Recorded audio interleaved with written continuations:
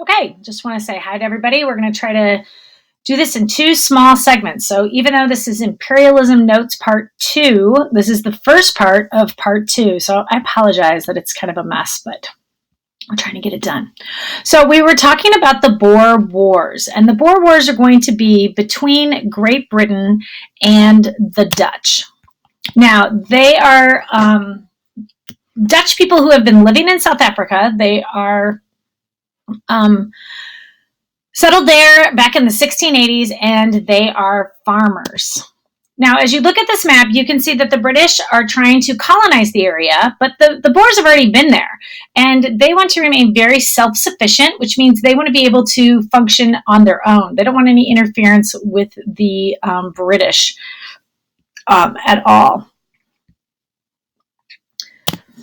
And what we see is this big orange area, when you look at the map, is called the Great Trek. And that is where all of the Dutch people moved to this one concentrated area because basically the British displaced them. Now, in this region, there's a great deal of gold and diamonds that are discovered, which causes British colonists to swarm the area with the hopes of getting rich quickly. Now, this leads to a British victory, and the union of Boers of a colony are brought into this union of South Africa. So the Boers and the British come together basically because the British win, and they force them to.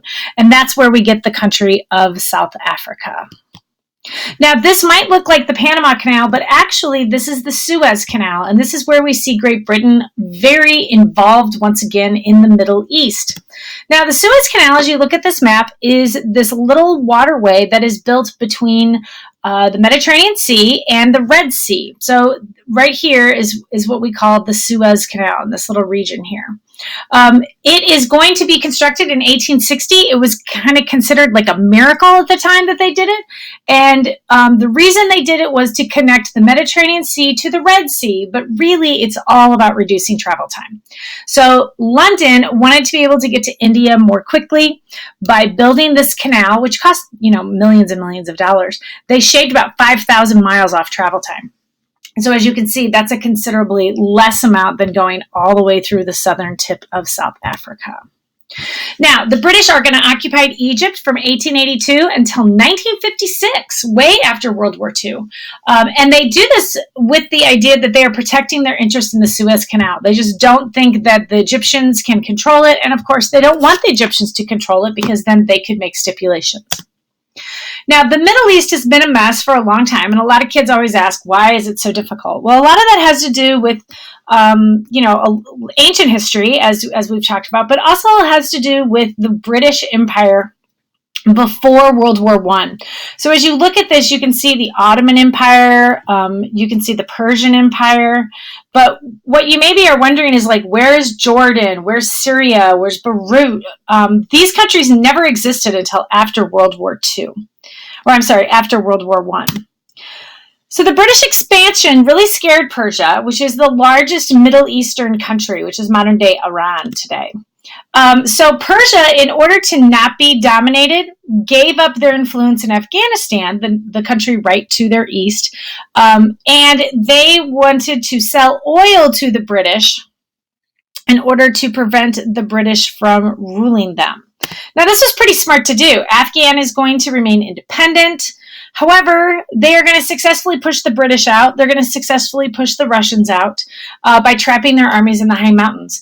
Now, Afghanistan has been something that's been very current. We think about Afghanistan when we think about the war on terror. We think about 9/11 and Al-Qaeda. Those are all true. This is where we see this hotbed develop. And so Afghanistan is still an area that we see a great deal of conflict. However, in the 80s, when the United States successfully helped the Afghanistan people push the Soviets out, that led to the collapse of the Soviet Union, the collapse of communism, and the end of the Cold War. But then later we saw some radical groups like Al-Qaeda come in, and of course that has not gone so well. Now, Far East Asia is going to be another area that the British try to conquer, and they push their efforts to assimilate, meaning to take over the culture and to bring everything under British culture as well. The British established a trading company in the 1600s, and the idea here is it's a business that is going to go out and create colonies for the government. So in a lot of ways, it's the government.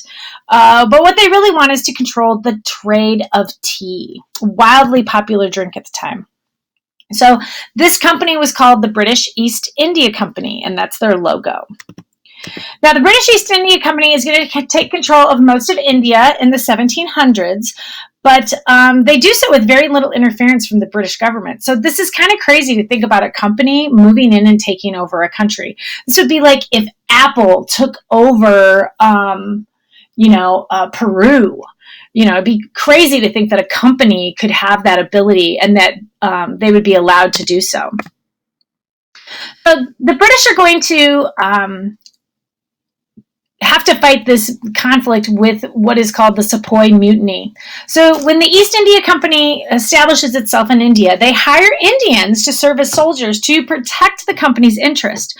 Now, the idea here was that the Indian people would behave if the people policing them were Indian. There'd be less conflict. So they hired a bunch of Indians and they called them sepoys. Now, you might wonder, why would an Indian want to go work for the British?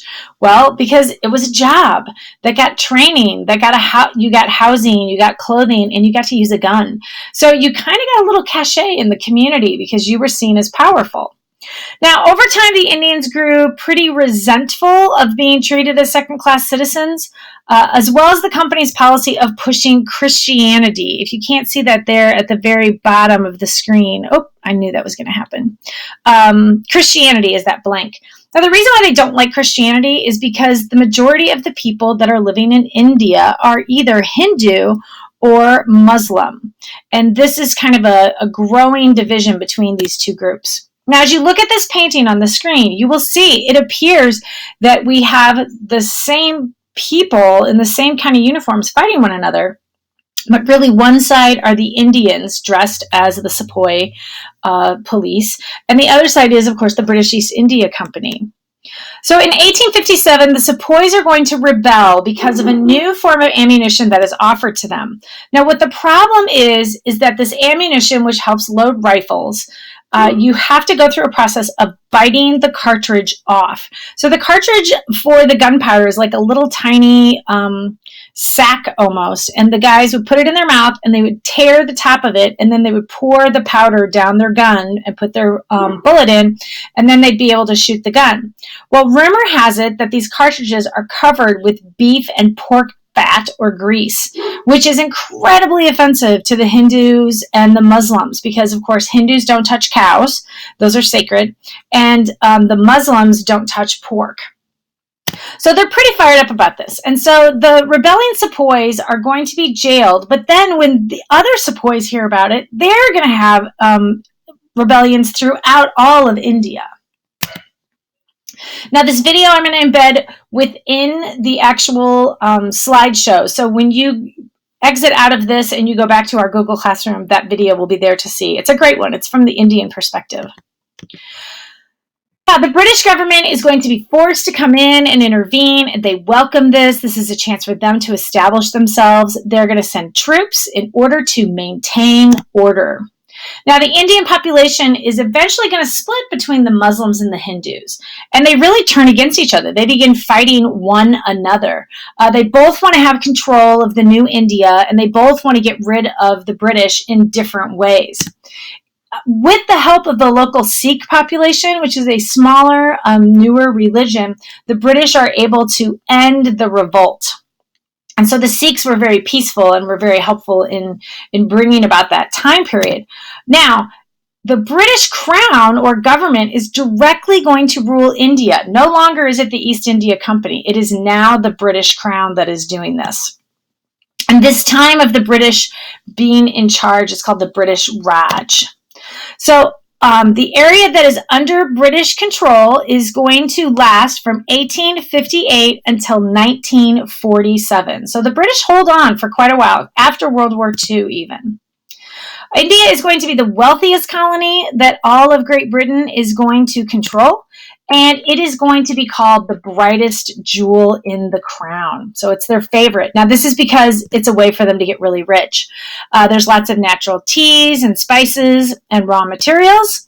And there's 300 million Indian people that can provide a new market to sell British goods, so the British can keep getting more powerful. The other thing that they do, which is pretty crafty, is that they maintain a monopoly over the Indian people.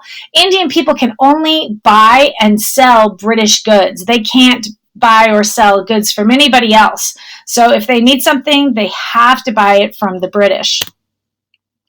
Now, there's no competition with this, and so the British companies just get richer and richer and richer. Now, ultimately, this is going to come to an end in 1947 after there was a long fight for independence led by Mohandas Gandhi, who really used his peaceful, nonviolent resistant tactics in order to end that rule.